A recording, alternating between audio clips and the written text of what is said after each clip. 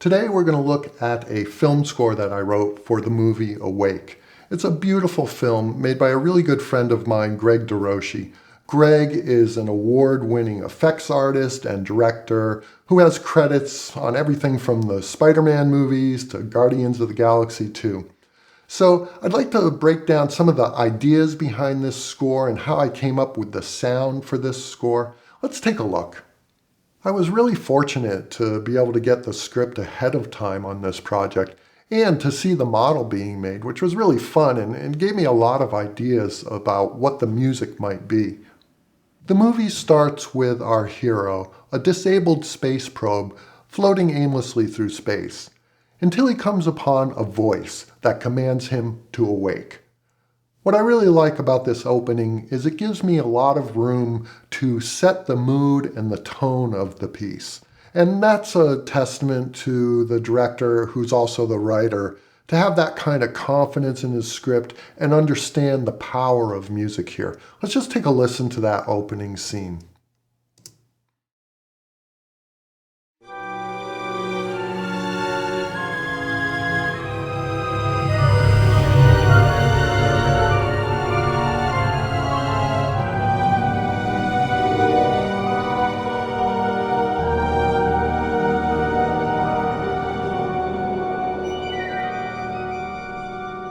Awake.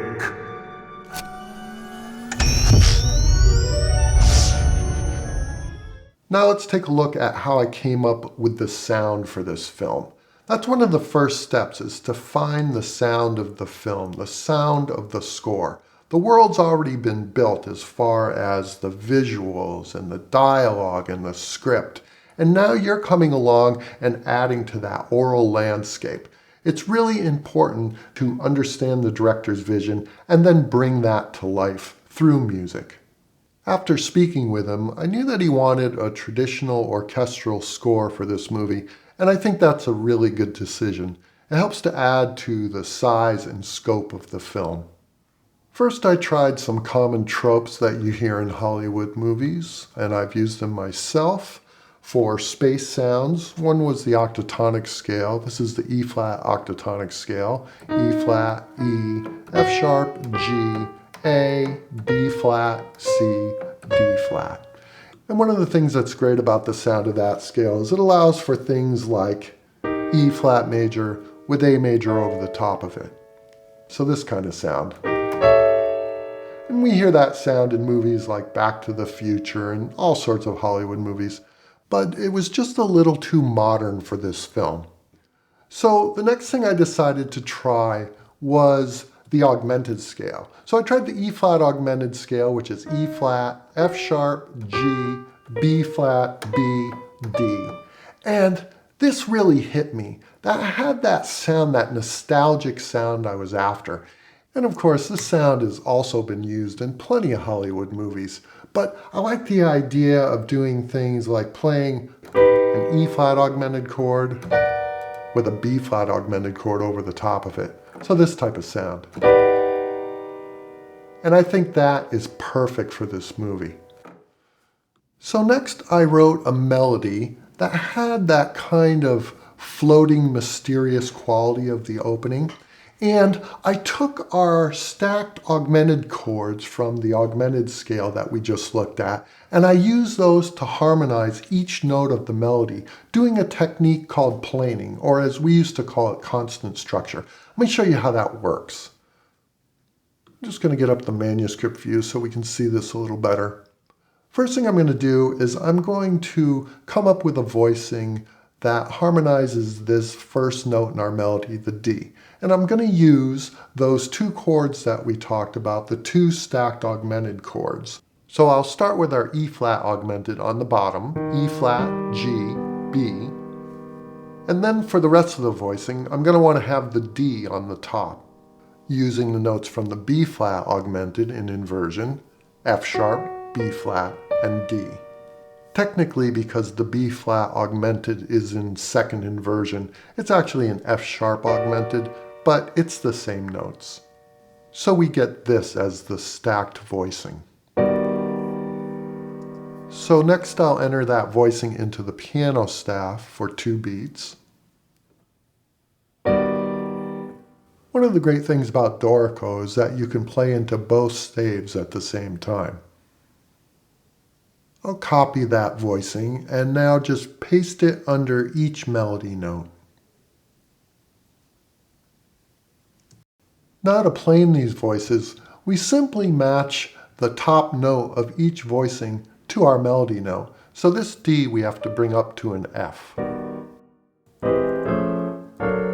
And you can see that enharmonically it spelled it as an E sharp, but that's the same note. You're going to get that when you do these transpositions like this. Just be aware. Okay, we've got a G sharp. Same thing enharmonically as an A flat. D sharp, same as our E flat.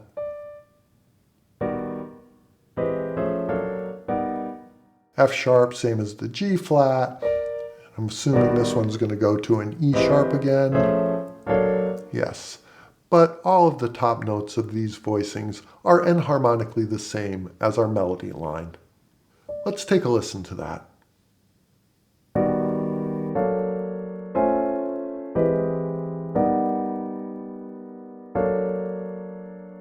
Now that we've got this basic harmonic language for the movie, let's see how I orchestrated that to help bring it to life. First, let's look at how I orchestrated the strings section. You'll notice that I've taken the melody line up an octave here, and that's to get it up into a high range in the violin 1 section to give this whole piece a bigger sense of expansiveness. You'll also notice that even though I'm using all of the same notes from our piano voicings in each of these chords, I've rearranged them into a different order. In this case, we use the planing just to generate the harmony for this section. Under bar 3 and 4, where we had a single chord for each one of these notes, I've added more movement. And I've basically taken the same idea of our 6-note voicing with 2 augmented chords and just added movement under these melody notes. I finish off the phrase with a piece of melody that's going to become important to the story later on, and we'll talk about that when we get there.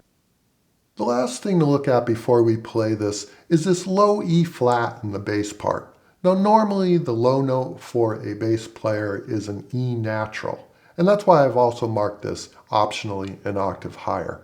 But I also know that in a studio orchestra, a film orchestra, most likely the bass players will have something called a C extension, which allows them to play a whole major third lower than that low E. So this E flat would be available to them. Let's listen to this and listen to how this low note, along with these high notes and all of these voicings, help to really open this up and make that expansive, mysterious sound that we're after.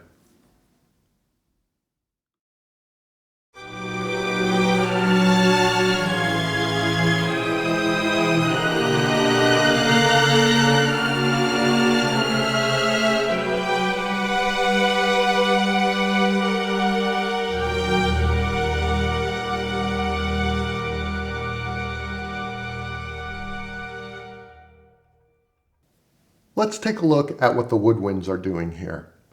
We'll start with the piccolo. The piccolo is written an octave lower than it sounds, so it's actually sounding an octave higher than what we see right here, which means it's doubling the first violins. Our flute 1 and 2 is doubling the divisi of our violin 2 section. Our oboe and our bass clarinet are doubling the divisi of the viola section, and bassoon 1 and 2 are doubling the cellos and basses. There are also some very quick-moving 16th note triplet lines here. They overlap and the parts dovetail to make a continuous motion throughout this section. And this motion denotes the probe first tumbling by the camera as it comes into view. You'll notice these time code markers throughout the score. They give me the exact position where each important event happens that I might want to capture in the music. Let's listen to the Woodwinds playing these quick tumbling figures. And note that they are doubled in the full orchestration with the piano and the vibraphone.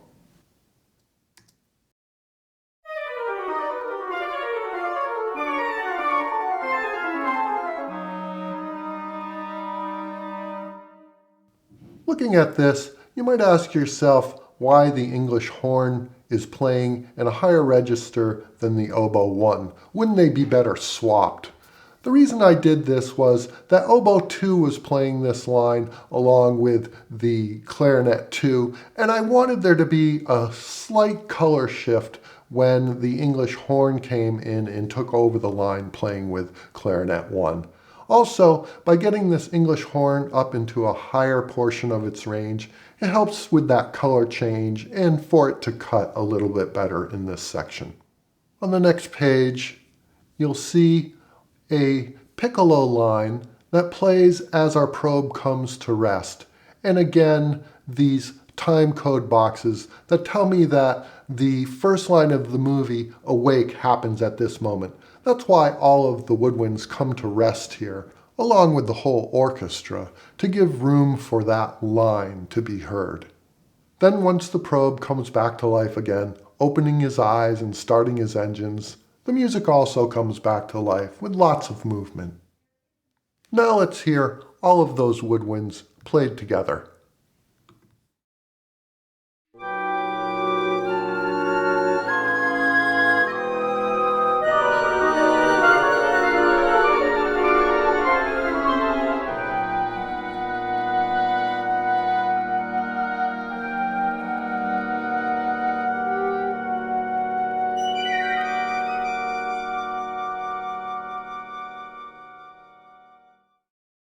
Finally, in the rest of the score, we have our French horns and our low brass playing supporting chords.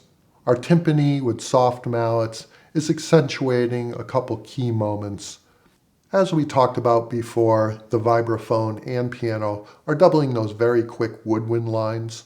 There's a tam-tam hit where the low E-flat bass note happens, and a harp gliss using the E-flat augmented scale. Here the sopranos and the altos are singing ah, doubling a very important line. And finally, the string section is playing the part we've already looked at. Now that we've broken this all down, let's listen to the full orchestra again, playing the opening to the film Awake.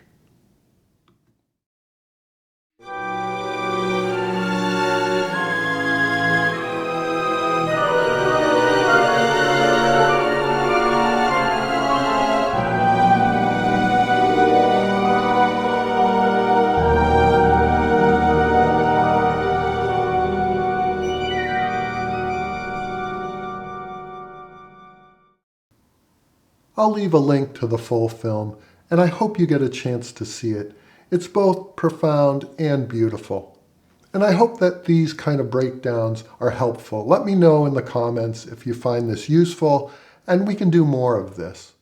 Thank you everybody for watching, and I will see you all next time.